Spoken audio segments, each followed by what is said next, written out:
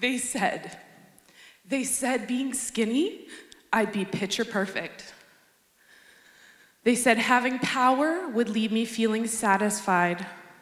Money would make me happy. They also said that having a man would make me happy and complete me. Turns out, they were wrong. I got the man before I loved me, and he abused me and stripped me of all of me. He pushed away all of my support, and he left me abandoned and alone. He said that I would never make it without him. What could I do on my own? He said that no one else would want me, and that I was flawed and no good. As I took my wedding rings off for good, I looked up, way up, and I was given hope, and I was given strength and a drive to push me forward. I started using muscles I completely forgot I had, my backbone muscles. And as I started to work them out, they got stronger and stronger. I looked in the mirror one day, and noticing the reflection once again, I realized she was strong, and she was courageous, she was bold, she was beautiful. That was me. And for the first time in my entire life, at the age of 28, I loved who I was. And that's why I'm here today, to stand up tall and tell each and every one of you how valuable you are, how worthy you are of any dream you have, and all the love the world can give.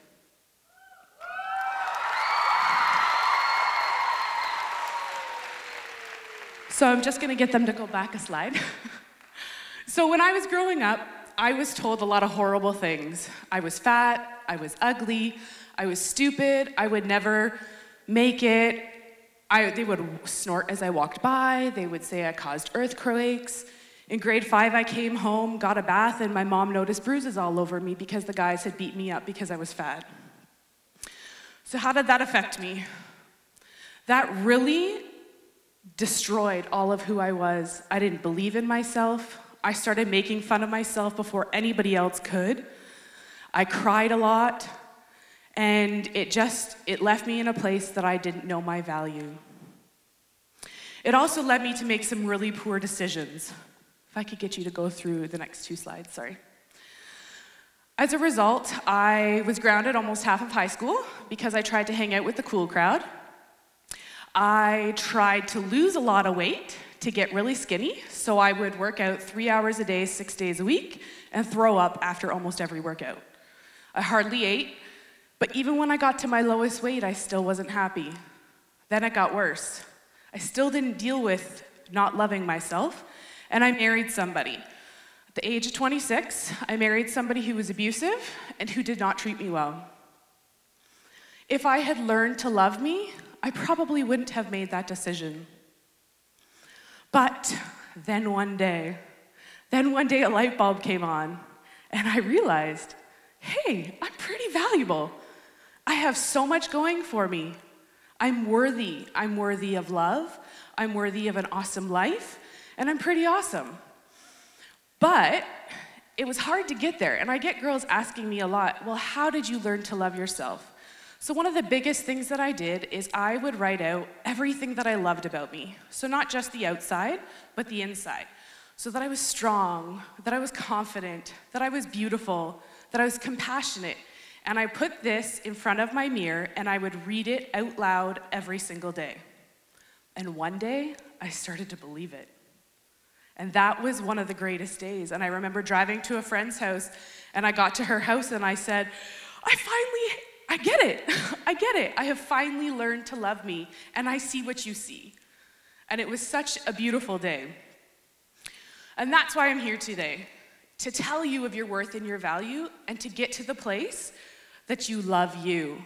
Do what do what you need to do to get there, because it's so important right now at your age.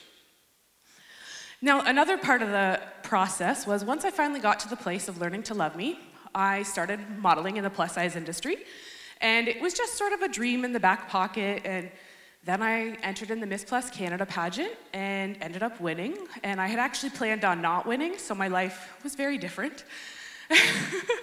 But if it wasn't for the process getting up to it, there is no way that you would have caught me on a stage in 6-inch pumps and a bathing suit and having to prance on a stage.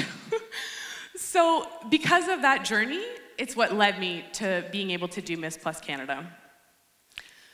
From there, I've been able to have a lot more opportunities. So, like they mentioned, I've been able to start doing some plus-size modeling. I've traveled to Trinidad and done Caribbean Plus-Size Fashion Week. And in less than 2 weeks, I will be headed to New York City to be one of 50 models for Full Figure Fashion Week.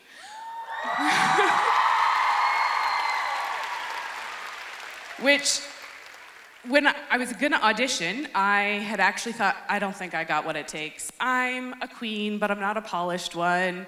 I don't have the experience that some of the other girls do. And a friend said to me, you're doing this. You don't have a choice. Just go.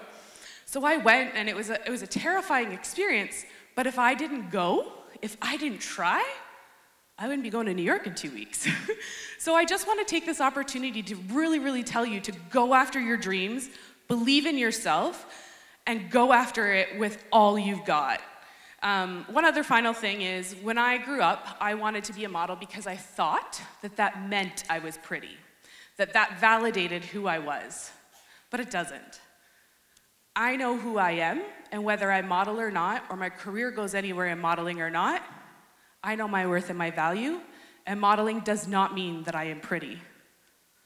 And that is something that was really hard to finally get to that place. So, I just want to encourage you one last time to love who you are. Love every single part of you. Your body, your personality, your character, your skills. No one else is like you. You are completely unique. And you can make a difference in this world in more ways than you ever could imagine. But first, you need to believe in yourself. So thank you so much for having me today. And I hope you guys totally enjoy the rest of your day.